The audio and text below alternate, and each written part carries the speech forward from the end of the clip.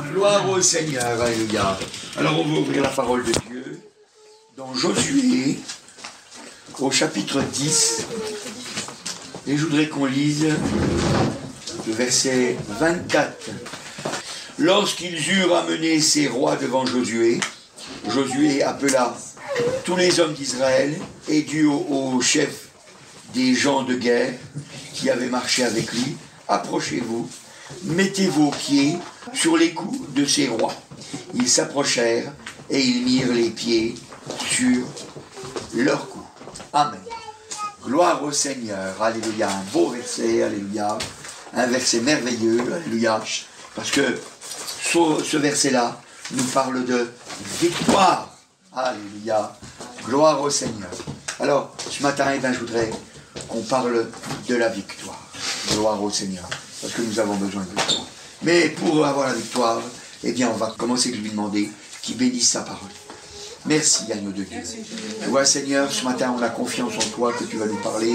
À travers ta parole, Seigneur, on a confiance, Seigneur, que tu vas encore disposer nos cœurs, Seigneur, alléluia, pour que nos cœurs, Seigneur, entendent ta parole, mais qu'elle soit efficace dans nos cœurs. Merci, agneau de Dieu, pour ces bonnes grâces. Parle à travers ma bouche et touche-nous, Seigneur. Merci, Jésus. Amen. Voilà, gloire au Seigneur. Et je voudrais vous parler de victoire parce que, vous voyez, on a besoin d'être des victorieux. On doit reconnaître que dans ce monde, eh bien, facilement on se laisse avoir, et puis la victoire s'éloigne de nous. Et ce matin, je voudrais que nous ayons la victoire. Nous ayons la victoire parce que nous avons besoin de faire la volonté de Dieu. Nous avons besoin de faire la volonté de Dieu. Quand on se met en colère, eh bien, nous n'avons pas la victoire. Et si nous n'avons pas la victoire, alors c'est difficile de s'approcher du Seigneur. Alors il faut avoir la victoire. Quand nous mentons, nous n'avons pas la victoire. Alors il faut s'approcher du Seigneur et lui demander de changer nos cœurs pour que nous ayons la victoire. Je pourrais nommer encore plein de choses comme ça pour montrer que on perd facilement la victoire. Vous voyez, pour un homme, s'il regarde une femme dans la rue, il la convoite, il n'a pas la victoire. Alors il faut qu'il ait la victoire et c'est pareil pour les femmes, mais ce que je veux dire par là, eh bien, nous devons pouvoir faire comme a fait Josué avec ses rois, alléluia. Nous devons pouvoir mettre le pied sur le cou de notre ennemi, alléluia, gloire au Seigneur. Et notre ennemi, eh bien, c'est le péché. Et le père du péché, c'est vrai que c'est Satan. Mais notre ennemi, c'est le péché. Parce que vous savez, le diable, il est vrai qu'il est notre ennemi, mais si on lui résiste avec une foi ferme, parce qu'on s'est soumis à Dieu, la Bible a dit qu'il fuit loin de nous. Alors quand il est loin de nous, eh bien, il n'est plus notre ennemi à ce moment-là. Enfin, il l'est, mais il est loin. Alors il ne peut rien nous faire. Et puis c'est là qu'on s'aperçoit que c'est nous-mêmes qui sommes amorcés par notre convoitise. Et à ce moment-là, ben, on risque de ne pas avoir la victoire. Alors ce matin, eh bien, je voudrais que vous soyez des vainqueurs et que vous marchiez sur le coup de votre ennemi, alléluia, que vous soyez un vainqueur, alléluia. Alors, comment est-ce que Josué a pu avoir la victoire? Alléluia, gloire au Seigneur. Parce que c'est ça qui est important de voir. C'est comment est-ce qu'il a fait. La Bible, elle dit que tout ce qui a été écrit, ça a été écrit pour nous, qui sommes parvenus à la fin des temps. Alors, je le rappelle, j'aime le rappeler, la fin des temps, c'est pas la fin du monde. Si jamais vous voulez que je vous dise quand est-ce que la fin du monde, eh bien je vais vous le dire. La fin du monde, eh bien, une fois que le Seigneur Jésus sera revenu, donc il n'est encore pas revenu, et je ne connais pas la date, mais une fois qu'il sera revenu, qu'il y aura eu l'enlèvement de l'Église, eh bien après, il faudra attendre 1007 ans. Alors vous voyez, c'est pas pour demain, la fin du monde, ça je vous le dis. C'est pas pour demain. Demain, aujourd'hui, ça peut être l'enlèvement, mais pas la fin du monde. Donc tout ce qui a été écrit, ça a été écrit pour notre enseignement, pour nous enseigner, pour que nous soyons forts, pour que nous sachions comment faire, pour que nous sachions comment arriver à la victoire. Alléluia, gloire au Seigneur. Alors, comment il a fait? Bon, alors d'abord, là, dans cette victoire, il a mis KO, entre guillemets, si on veut dire ça comme ça, il a mis KO 5 rois. Adoni-Sédek, roi de Jérusalem, Oham, roi d'Hébron, Piréam, roi de Jarmut, Japhia, roi de Lachis, et Débir, roi d'Églon. Hein, c'est Édom. Voilà, gloire au Seigneur. Et il les a mis KO. Et pourtant, ils étaient un petit peuple. Ils étaient un petit peuple. Et ils ont été vainqueurs. Pourquoi? Parce qu'ils ont eu Dieu pour aide. Ils ont eu Dieu pour aide. Alors ça veut dire que déjà, si jamais tu veux avoir la victoire, si jamais tu veux être un vainqueur dans ta vie, si tu veux être délivré de tes passions, de, je sais pas moi, du tabac, de toutes sortes de choses, de toutes les choses qui te prennent, si tu veux être victorieux, ben il faut d'abord que tu aies Dieu avec toi. Alléluia. Il faut que tu aies Jésus avec toi. C'est la première des choses qu'il faut que tu aies. Alléluia. Comment ils ont fait pour avoir Dieu avec eux? Parce que c'est ça qui est important de savoir. Comment on fait pour avoir Dieu avec nous? Alors on est obligé de remonter un petit peu dans l'histoire. C'est dans Josué, au chapitre 7. Et puis on pourrait lire depuis le verset 6, il est marqué: Josué déchira ses vêtements et se prosterna jusqu'au soir le visage contre terre devant l'arche de l'Éternel, lui et les anciens d'Israël, et ils se couvrirent la tête de poussière. Josué dit: Ah Seigneur éternel, pourquoi tu fais passer le Jourdain à ce peuple pour nous livrer entre les mains des Amoréens et nous faire périr? Voilà ce qu'il dit. Voilà la prière qu'il fait. Alors, qu'est-ce qu'on voit dans cette prière? Alors, j'ai pas lu toute la prière, on pourra regarder après, mais j'ai pas lu toute la prière, mais voilà le début de la prière. Il dit quoi? Pourquoi est-ce que tu nous as livrés entre les mains des Amoréens? Il dit: pourquoi est-ce que tu nous as livrés entre les mains des Amoréens? Mais voyez, pour faire cette prière, il était décidé d'aller jusqu'au bout. Et si tu vas avec la victoire, ben, il faut que tu commences par être décidé à aller jusqu'au bout. Vous savez, si on n'est pas décidé à aller jusqu'au bout, on ne peut pas être victorieux. On ne peut pas. C'est pas possible. On ne peut pas y arriver. C'est impossible. Et vous savez, vous voyez que même dans ce monde, pour les choses de la vie courante, si on n'est pas décidé à aller jusqu'au bout, on ne peut pas y arriver. On ne peut pas y arriver. Par exemple, je ne sais pas, moi, imaginez voir que vous voulez apprendre, je ne sais pas, apprendre à jouer à un jeu. Vous commencez à lire la règle du jeu, et puis parce que la règle, elle est longue, au bout de 3 lignes, vous dites: je la lirai demain. Et puis le lendemain, ben, vous ne la lisez pas. Puis, la prochaine fois. Est-ce que vous saurez jouer à ce jeu? Non. Non. Si jamais vous voulez, je ne sais pas moi, faire une recette de cuisine, et puis que vous ne voulez pas lire la recette, vous pourrez essayer de faire la recette. Vous aurez sûrement quelque chose à manger, mais vous n'aurez pas la recette du livre. Vous n'aurez pas la recette du livre. Donc ça veut dire qu'il faut être déterminé à aller jusqu'au bout. Et ce matin, je voudrais que tu mettes dans ton cœur cette détermination. Que tu sois déterminé à aller jusqu'au bout. Alléluia, gloire au Seigneur. Alors, Josué, il était déterminé à aller jusqu'au bout. C'est quand on est déterminé à aller jusqu'au bout que Dieu peut nous répondre. Moi, c'est ce que j'ai fait quand je suis venu au Seigneur et que je ne savais pas si c'était vrai, qu'il y avait véritablement un Dieu qui répondait aux prières, si véritablement Dieu existait. Ce que j'ai fait, je me suis isolé, je me suis mis dans les bois tout seul. Et puis j'ai dit en mon cœur, j'ai dit: si jamais il faut que je reste 1 heure, je resterai 1 heure. S'il faut que je reste 2, j'en resterai 2. S'il faut que j'en reste 5, j'en resterai 5. S'il faut que je reste toute la nuit, je resterai toute la nuit. Mais quand je pars de là, je sais si c'est vrai ou si c'est pas vrai que Dieu existe. Je sais si c'est vrai ou si c'est pas vrai que Dieu agit dans les vies. Et je vous dis la vérité, parce que j'étais déterminé, eh ben Dieu il m'a répondu, Dieu il m'a parlé. Et je vous le dis. Eh ben Josué, ça a été pareil. Ça a été pareil. Parce qu'il a dit quoi? Il a dit: il se prosterna jusqu'au soir. Il se prosterna jusqu'au soir. Et c'est parce qu'il s'est prosterné jusqu'au soir, eh ben, que Dieu lui a parlé. Il était déterminé, il voulait savoir pourquoi il n'avait pas la victoire. Alors il n'avait pas eu la victoire. Pourtant, il avait eu une première victoire. La première victoire qu'il avait eue, c'était la victoire de Jéricho. Il avait eu une grande victoire. La ville de Jéricho est une ville imprenable. Et il y avait des murs très épais, et puis il n'y avait pas de solution. Mais ils avaient décidé dans leur cœur de faire la volonté de Dieu, d'obéir à Dieu. Et puis comme ils avaient décidé d'obéir à Dieu, eh bien Dieu les avait bénis. Et puis ils ont tourné autour de Jéricho, 13 fois en total. Une fois le premier jour, une autre fois le deuxième jour, une autre fois le troisième jour, une autre fois le quatrième jour, une autre fois jusqu'au 6e jour, et le 7e jour, ils ont tourné 7 fois. Donc 6 plus 7, ça fait bien 13. Donc 13 fois autour de la ville.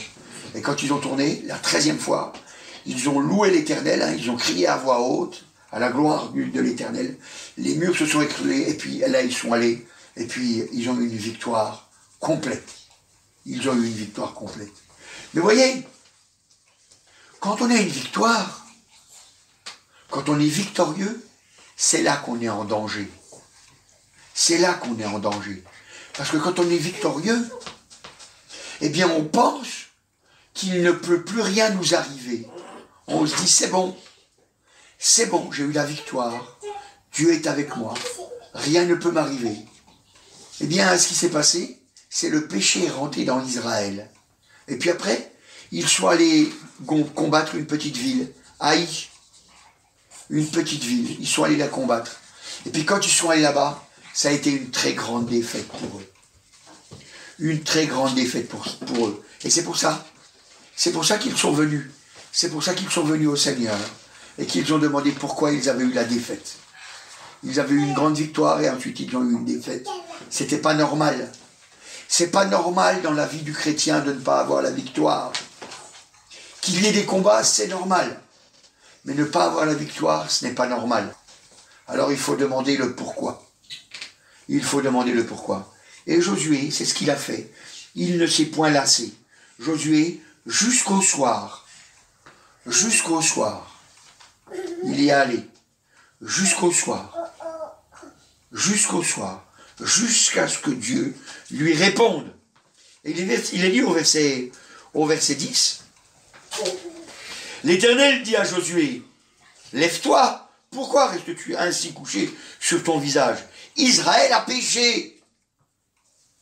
Ils ont transgressé mon alliance que je leur ai prescrite. Ils ont pris des choses dévouées par interdit, ils les ont dérobées et ont menti. Ils les ont cachées parmi leurs bagages. Ainsi, les enfants d'Israël ne peuvent-ils résister à leurs ennemis?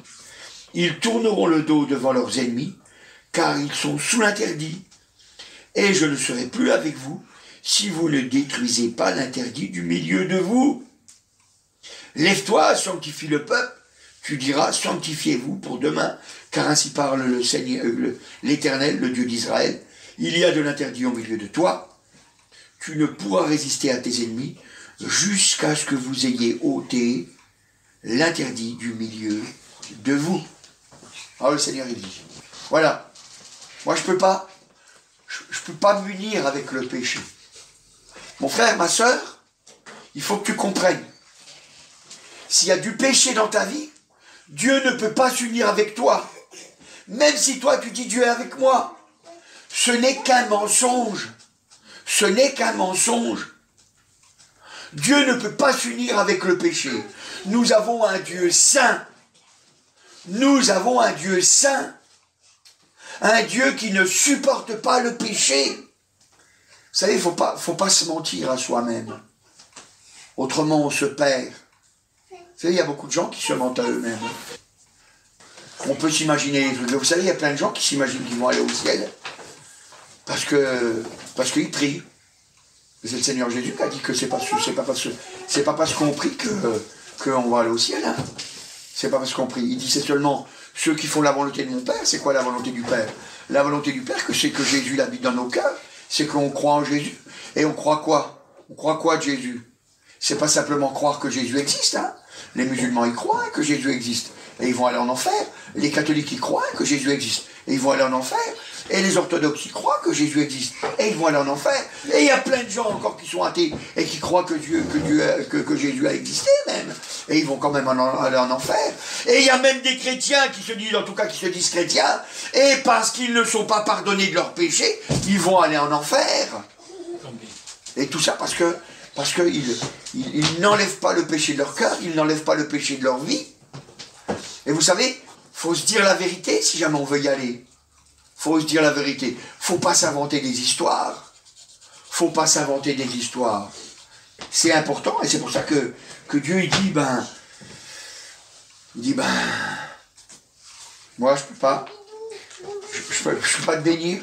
Tu vas fuir automatiquement. Tu ne peux pas avoir la victoire. Tu ne peux pas avoir la victoire parce qu'il y a de l'interdit. Il y a du péché au milieu de toi. Tu ne peux pas être vainqueur. Ça ne peut pas marcher. Ça ne peut pas marcher. Alors ça veut dire que si vous voulez avoir la victoire, il faut considérer les choses. Il faut savoir considérer les choses. Il faut savoir considérer les choses.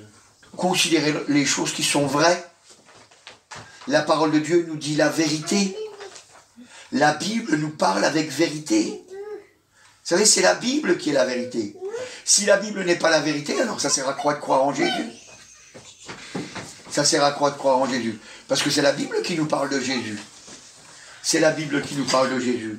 Donc nous devons croire que ce que Dieu nous dit, eh bien, c'est vrai. Il faut que le péché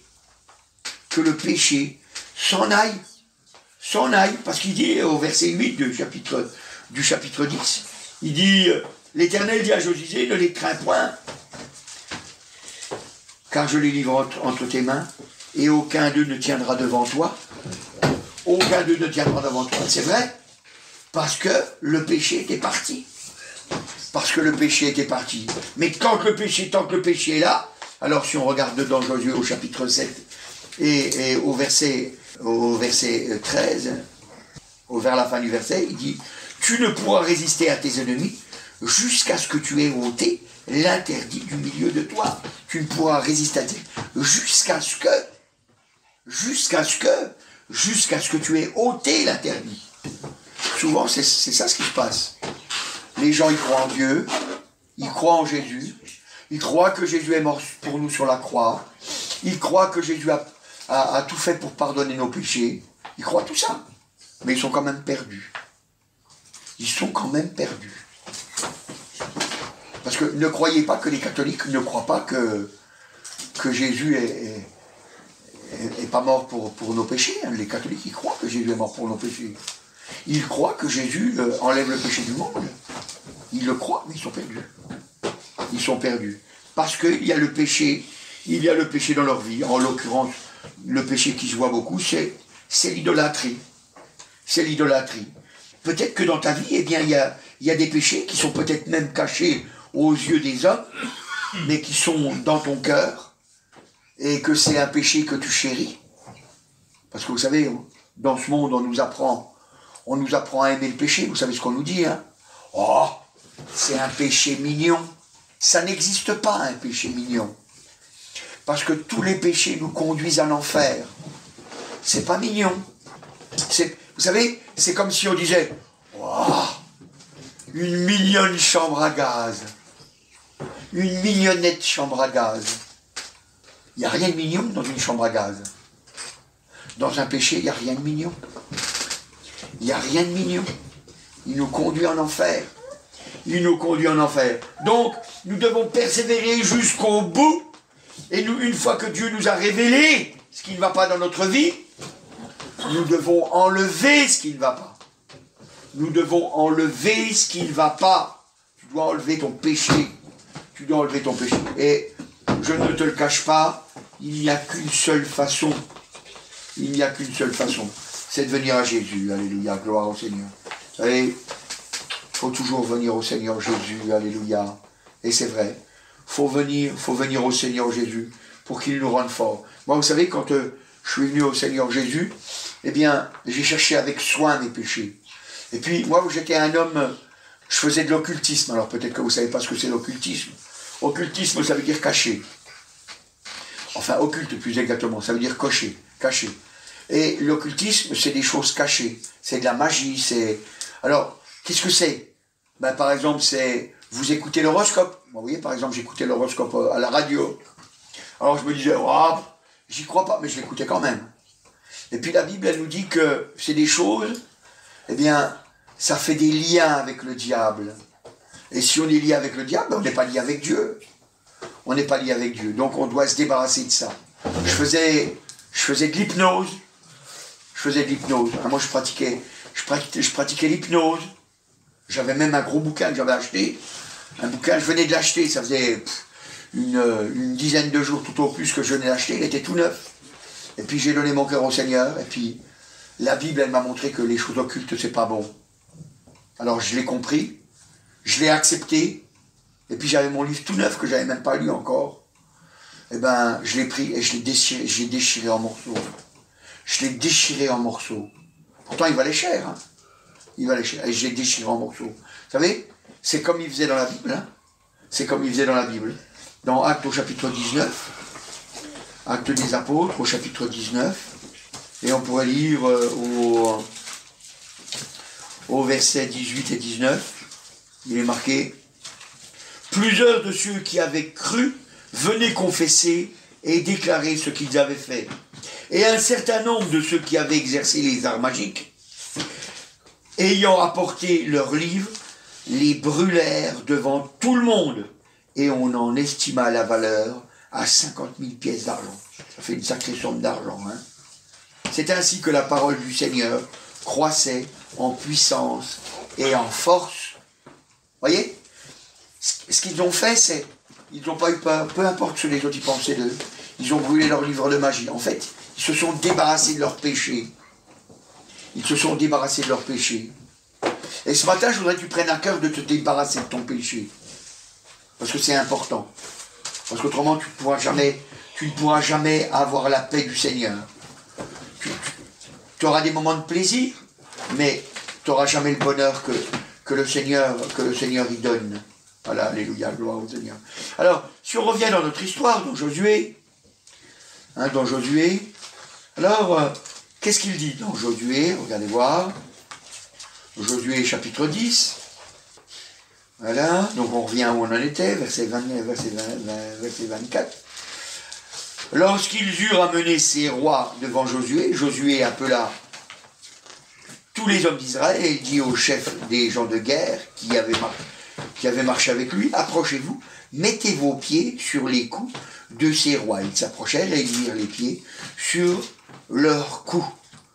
Ensuite, verset 25, Josué leur dit: ne craignez point et ne vous effrayez point, fortifiez-vous et ayez bon courage, car c'est ainsi que l'Éternel traitera tous vos ennemis contre lesquels vous combattrez. Alléluia, gloire au Seigneur. Donc voilà maintenant que Josué, une fois qu'ils ont trouvé la victoire, parce qu'ils se sont débarrassés de leurs péchés, alors il dit, prenez courage.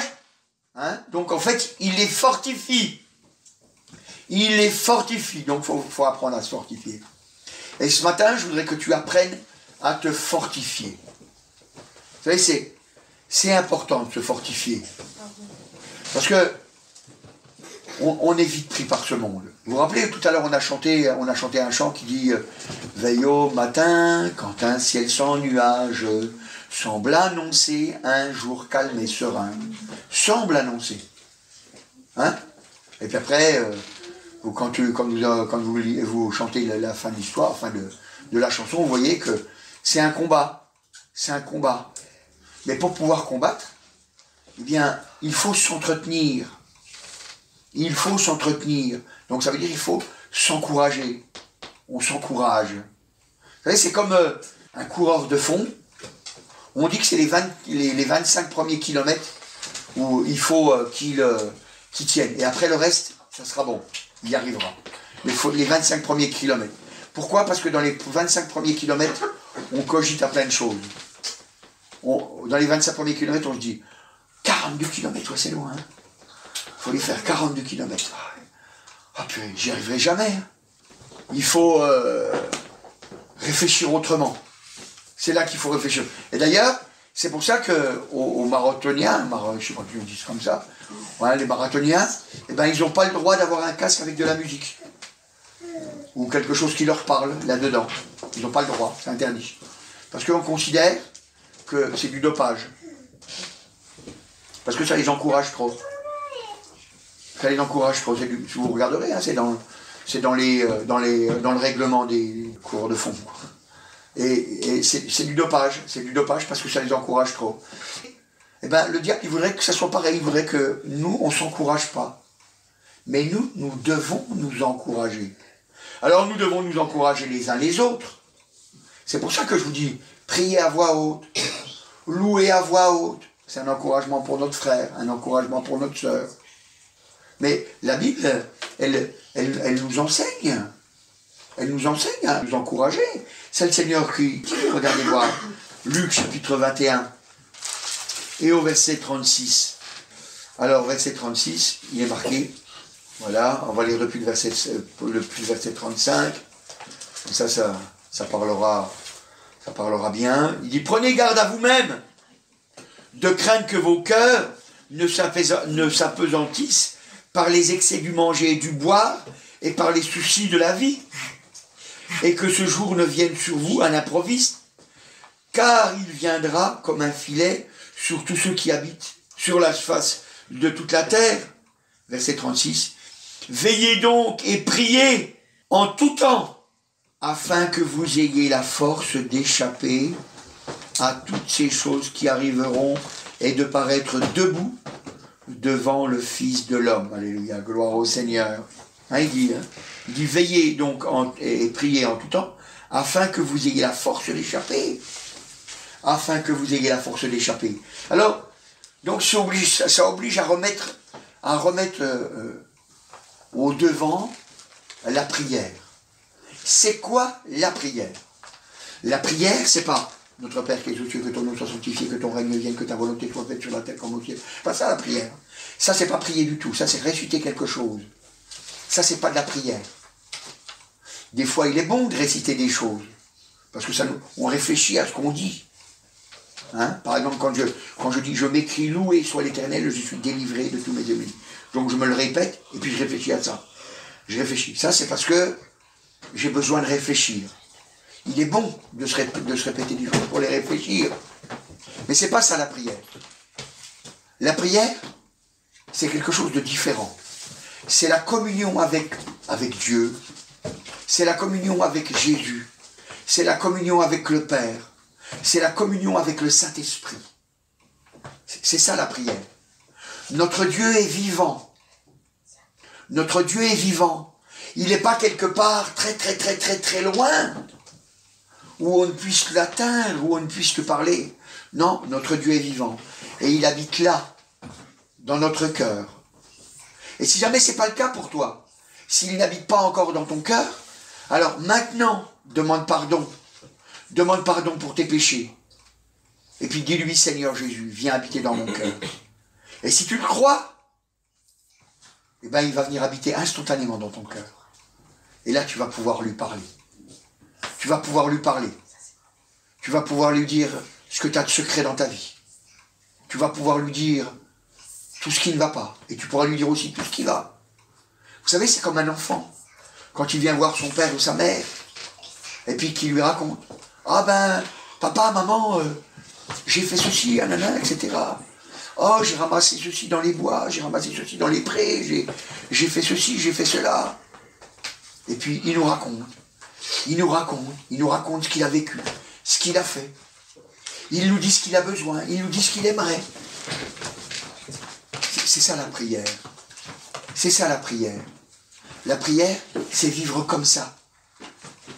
On a une vraie vie. Vous savez, il faut pas avoir peur de Dieu. Faut pas avoir peur de Dieu. Alléluia. Gloire au Seigneur. Alléluia. Qu'est-ce que Josué, il a dit? Si on revient dans Josué, au chapitre 7. Josué, chapitre 7. Vous savez, cette fameuse prière dans Josué, chapitre 7, et quand on a vu, à partir du verset 6, que Josué a déchiré ses vêtements, etc. Et puis il a dit, voilà, si nous avions su rester, hein, verset 7, si nous avions su rester de l'autre côté du Jourdain. Et au verset 8, il dit, de grâce, Seigneur, que dirais-je après qu'Israël a tourné le dos devant ses ennemis? Et puis au verset 9, les Cananéens et tous les habitants du pays la prendront, et ils nous envelopperont, et ils feront disparaître notre nom de la terre. Et que feras-tu de ton grand nom? Et que feras-tu de ton grand nom? Est-ce que Dieu leur avait pas fait une promesse? Dieu leur avait fait une promesse. Il avait dit, et Dieu, eh bien vous allez aller dans le pays promis. Je vous délivre de l'Égypte, et vous allez dans le pays promis, et vous allez y rentrer. Il avait dit aux enfants du peuple qui étaient sortis d'Israël, c'est vous qui allez rentrer dans le pays promis. Et puis là, ils étaient en train d'être dans la défaite. Alors Josué, il s'est rappelé de la promesse. Il s'est rappelé de la promesse. Et puis qu'est-ce qu'il a fait? Il a dit, mais Seigneur, et ton grand nom, qu'est-ce qu'il va devenir? Tu n'étais pas un Dieu suffisamment puissant pour pouvoir nous faire réussir. Les Amoréens, nos ennemis, ils vont l'apprendre. Et ton nom, il va être déshonoré, Seigneur. Il va être déshonoré. Alors bénis, révèle-nous la vérité. Et c'est ce que Dieu y fait. C'est ce que Dieu y fait. Alors voyez, s'il a agi de cette façon, s'il a agi de cette façon, c'est parce que il savait que la gloire de Dieu avait de l'importance. Le chrétien, il doit savoir que la gloire de Dieu a de l'importance. C'est pour ça qu'on ne joue pas avec le péché. C'est pour ça qu'on ne joue pas avec le péché. On ne joue pas avec le péché parce que ça nous conduit en enfer, mais on ne joue pas aussi avec le péché parce que ça déshonore Dieu. Vous vous rendez compte? Vous vous appelez chrétien. Vous vous appelez chrétien, chrétienne. Et dans ce monde, ça veut dire que vous êtes des témoins de Jésus. Ça veut dire que vous êtes des disciples du Seigneur. Alors si jamais le monde, il vous voit en train de vous saouler, qu'est-ce qu'il va dire? Eh ben, drôle de chrétien. Si jamais le monde, il vous voit en train de voler, qu'est-ce qu'il va dire? Eh bien, si c'est ça être chrétien, et puis s'il vous voit mentir, il dira, oh bah, c'est facile d'être chrétien, hein? On fait ce qu'on veut, puis on demande pardon. Alors on déshonore le nom du Seigneur. On déshonore le nom de Dieu. Alors ça, c'est pas bien. C'est un péché. C'est un péché. On doit considérer que le nom de Dieu est grand. Et c'est pour ça que, quand on vient dans la prière, eh bien, on doit dire au Seigneur, Seigneur, que je déshonore pas ton nom. Vous savez, des fois, je lui dis, Seigneur, bénis-moi, pour que je ne pêche pas, pour que je ne déshonore pas ton nom. Que ton nom soit grand aux yeux de ce monde, par le témoignage que je vais rendre. Il n'y a que toi, Seigneur, qui peux m'aider. Vous savez, il faut prendre vraiment à cœur d'honorer Dieu. Il faut l'honorer. Il faut l'honorer. Il ne faut pas profiter de Dieu. Il ne faut pas profiter de Dieu. Ayez un cœur droit, sincère. Ayez un cœur droit, sincère. Donc, c'est pour ça que le Seigneur Jésus, tout ce qu'on a vu tout à l'heure, il dit, veillez donc et priez en tout temps, afin que vous ayez la force d'échapper. On aura la force. Vous savez, si on prend à cœur de ne pas déshonorer Dieu, ben on aura la force. On aura la force. C'est comme Josué. Il ne voulait pas déshonorer Dieu. Alors il a eu la force. Il a eu la force parce qu'il a su ce qu'il fallait faire. Vous savez, il faut honorer Dieu. Il faut honorer Dieu. Il faut honorer Dieu, vous savez. Des fois, on prend des victoires pour un chanteur. Hein. Oui, bon, ici, c'est Cabrel. Cabrel le briquet, là. Hein, ou je sais quoi. Hein. Cabrel. Hein, on le loue, quoi. On le loue. Et puis, on n'est pas capable de dire Jésus, alléluia, je t'aime, Jésus. Pourquoi? Parce que, allez, vous me regarder, hein, si je dis Jésus, hein. Mais Cabrel, hein, Johnny, Ricazaraï, je suis un petit peu dépassé, mais bon, je ne connais pas les chanteurs d'aujourd'hui, mais voilà, hein, c'est ça, quoi. Mais c'est ça, faut pas oublier que notre Seigneur est mort pour nos péchés. Et la Bible dit que on doit l'honorer. On doit l'honorer, alléluia. Gloire au Seigneur, alléluia. Alors, vous voyez, c'est ce qu'il a fait Josué. Josué, il a dit, ton grand nom, Seigneur. Ton grand nom, Seigneur. C'est ça qu'il faut. Alors, dis-nous comment faire pour être des vainqueurs. Alléluia. Et ce matin, je voudrais que tu prennes aussi cette décision de dire, Seigneur, il faut que je sois un vainqueur, je dois avoir la victoire. Alléluia. Et si jamais tu fais ça, alors tu pourras chanter avec assurance. Avec Dieu, nous ferons des exploits, car c'est lui, celui qui écrase l'ennemi. Chantons et crions la victoire. Christ est roi, car Dieu a vaincu le combat et libéré son peuple. Sa parole a vaincu l'ennemi. La terre entière verra qu'avec Dieu, alléluia, nous ferons des exploits, car c'est lui, celui qui écrase l'ennemi. Chantons et crions la victoire. Christ est roi, Christ est roi, Christ est roi. Ouais. Alléluia, gloire au Seigneur. Et voyez, si jamais vous prenez cette décision dans votre cœur, alléluia, n'ayez pas peur de ce que les autres pensent de vous. Peu importe, quand vous passerez devant Dieu, ça sera vous tout seul qui serez jugés. Et les autres, quand ils passeront devant Dieu, ça sera eux-mêmes tout seuls qui seront jugés. Chacun sera jugé personnellement. Alors n'ayez pas peur, n'ayez pas honte de Jésus. Vous savez, c'est une religieuse qui m'a dit, c'était en 73. En 73, c'est une religieuse qui m'a dit, si tu as honte de Jésus, un jour Jésus aura honte de toi. Et cette parole-là, je l'ai gardée dans mon cœur. Pourtant, elle n'était même pas sauvée. Mais cette parole, je l'ai gardée dans mon cœur. Je l'ai gardée dans mon cœur. Et je l'ai gardée jusqu'à aujourd'hui. Et je la garde encore. Il ne faut pas avoir honte de Jésus. Il ne faut pas avoir honte de Jésus. Donc, il n'y a qu'une seule solution pour ne pas avoir honte de Jésus. Il faut qu'il soit grand à tes yeux. Il faut qu'il soit grand à tes yeux. Alléluia. Gloire au Seigneur. Vous savez, c'est important, parce que le Seigneur Dieu, qu'est-ce qu'il dit aussi dans Ésaïe? Ésaïe, regardez voir, c'est formidable. Vous savez, notre Dieu nous parle, alléluia. Ésaïe, au chapitre 42, et au verset 8. Je suis l'Éternel, c'est là mon nom. Et je ne donnerai pas ma gloire à un autre, ni mon honneur aux idoles. Il dit, je ne donnerai pas ma gloire à un autre. Non, Dieu ne donnera pas sa gloire à un autre. Parce que c'est lui le glorieux. C'est lui le glorieux. Et tout ce que tu mets avant Dieu, c'est une idole. Tout ce que tu mets avant Dieu, c'est une idole. Peut-être que tu mets ta propre volonté. Ta propre volonté, c'est une idole. Peut-être que tu mets le plaisir avant Dieu. Le plaisir, c'est une idole. Peut-être que tu as une idole, une vraie, en bois, ou en pierre, ou en fer, ou en or. C'est une idole. Débarrasse-toi-en. Parce que la gloire, elle appartient à Dieu. La gloire, elle appartient à Dieu. Alléluia. C'est important de comprendre, alléluia, gloire au Seigneur, que si jamais on se décide de le mettre en premier dans notre vie, alors on est sûr de la victoire. On est sûr de la victoire. D'ailleurs, il y a un petit chant qui dit « Oui, la victoire, tu l'auras, et pour ta gloire, chante gloire. Ton adversaire fort et vaillant, tombé à terre à l'instant. » Alléluia, gloire au Seigneur.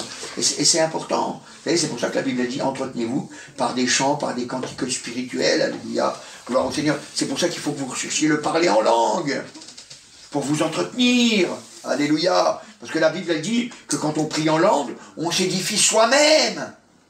On s'édifie soi-même. Et si jamais vous voulez pouvoir édifier les autres, il faut que vous-même vous soyez édifiés. Il faut que vous-même vous soyez édifiés. Alléluia.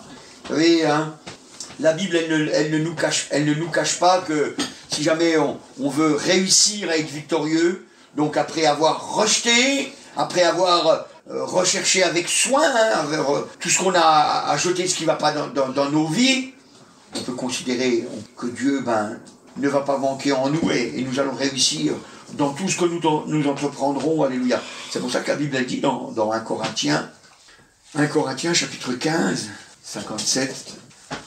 Alors on va lire depuis le verset 56. L'aiguillon de la mort, c'est le péché, et la puissance du péché, c'est la loi. Mais grâce soit rendue à Dieu, qui nous donne la victoire par notre Seigneur Jésus-Christ. Alléluia. Gloire soit rendue, alléluia, à Dieu, qui nous donne la victoire, par notre Seigneur Jésus-Christ. Alléluia. C'est pour ça que nous n'avons que Jésus. C'est pour ça que nous n'avons que Jésus. Et puis encore, il dit dans Romains au chapitre 8 et au verset 37, on va lire juste le verset d'avant pour que vous sachiez de quoi ça parle. Qui nous séparera de l'amour de Christ? Sera-ce la tribulation, ou l'angoisse, ou la persécution, ou la faim, ou la nudité, ou le péril, ou l'épée? Selon qu'il est écrit, c'est à cause de toi qu'on nous met à mort tout le jour, qu'on nous regarde comme des brebis destinées à la boucherie. Verset 37. Mais dans toutes ces choses, nous sommes plus que vainqueurs par celui qui nous a aimés. Alléluia, gloire au Seigneur. Mais par toutes ces choses, alléluia, nous sommes plus que vainqueurs. Alléluia. Plus que vainqueurs. Alléluia. Donc, vous pouvez être sûr ce matin que vous avez la victoire. Que vous avez la victoire. Et vous savez, il ne faut pas l'abandonner. Il ne faut pas l'abandonner, la victoire. Si on veut ne pas l'abandonner, eh bien, il faut vraiment se mettre dans le cœur de suivre Jésus jusqu'au bout. Jusqu'au bout. Parce que c'est le Seigneur Jésus lui-même qui nous dit, il dit, celui qui persévérera jusqu'au bout sera sauvé. C'est bien d'avoir été sauvé, mais le mieux c'est de rentrer dans le ciel. Parce que combien de gens qui ont été sauvés, pourtant vont aller en enfer? Parce qu'ils ne sont pas restés jusqu'au bout. On doit suivre ce chemin. On doit le suivre. Ça nous oblige à faire des choix. Ça nous oblige à faire des choix. Ça nous oblige à rester fidèles. On voit qu'on est dans une époque où les gens ils mélangent tout. Les gens ils mélangent tout. Ils mélangent avec le monde, ils mélangent avec les religions, ils mélangent tout. Quand on mélange les religions entre elles, on appelle ça l'œcuménisme. Mais quand on mélange avec le monde, on dit c'est le péché. Mais à la vérité, je vais vous dire, l'œcuménisme c'est le péché. Et je n'ai pas peur de le dire. Et je n'ai pas peur de le dire. Parce que quand on mélange les religions, vous savez, c'est toujours pareil. Ce qui l'emporte, c'est toujours le plus facile. C'est toujours le plus facile. C'est parce que notre cœur, il est comme ça. Il prend toujours le plus facile. Il prend toujours le plus facile. Et c'est plus facile de ne pas obéir à la parole de Dieu que d'obéir. Parce que la parole de Dieu, elle nous fait prendre des positions. Elle nous fait choisir. Elle nous fait choisir des choses. Par exemple, vous voyez, moi par exemple au travail, on m'a dit comme ça, t'es pour ou contre l'euthanasie? J'ai dit, l'euthanasie c'est quoi? Il m'a dit, c'est faire, si jamais les gens ils veulent mourir, on les aide à mourir. Je dis, si on les aide à mourir, on les tue, quoi. Il m'a dit, oui. J'ai dit, moi je suis contre ce qu'on tue les gens, moi. Moi je suis contre ce qu'on tue les gens. Alors on m'a dit, et puis, est-ce que t'es pour ou contre l'IVG? J'ai dit, c'est quoi? Il m'a dit, tu sais, c'est quand une femme, par exemple, elle s'est fait violer, et puis qu'elle est enceinte, on enlève le fœtus. Mais j'ai dit, le fœtus, c'est quoi? C'est un fœtus. J'ai dit, c'est un enfant. Non, c'est un fœtus. Ah bon? Une chenille. C'est pas un futur papillon, ça? Si. C'est pareil, un fœtus. C'est un futur bébé. C'est un enfant qui va naître, là. Moi, je suis contre qu'on tue les enfants. Je suis contre qu'on tue les enfants. Et vous savez, alors on nous dit, t'es sectaire. Oui, mais on est tous sectaires. On est tous sectaires. Discutez avec les gens, allez avec les gens de ce monde, vous allez voir comment ils sont sectaires. Ils sont sectaires. Tout le monde est sectaire dans ce monde. Alors nous sachons pourquoi on l'est. On l'est pour obéir. On l'est pour obéir. Moi, je veux obéir à la parole de Dieu. Parce que s'il n'y a pas l'obéissance dans ta vie, tu ne pourras pas aller au ciel. Tu ne pourras pas aller au ciel. Donc, c'est pour ça que ce matin, eh bien, considérons la gloire de notre Seigneur, alléluia, et réfléchissons, est-ce que nous voulons véritablement aller dans sa gloire, vivre comme lui, il veut qu'on vive? Et si véritablement c'est ça que tu veux, alors tu peux être sûr et certain que tu auras la victoire. Tu peux être sûr et certain que tu es un victorieux, une victorieuse, alléluia. Parce que la victoire, elle appartient à ceux qui veulent obéir. Amen. Je te remercie, Seigneur Jésus, alléluia. Tu es bon, Seigneur, alléluia, parce que tu nous as donné cette liberté, Seigneur, de pouvoir nous approcher de toi, de pouvoir, Seigneur, accepter ta volonté ou la refuser, Seigneur. Et tu vois, Seigneur, nous, ce matin, Seigneur, nous voulons accepter ta volonté, Seigneur.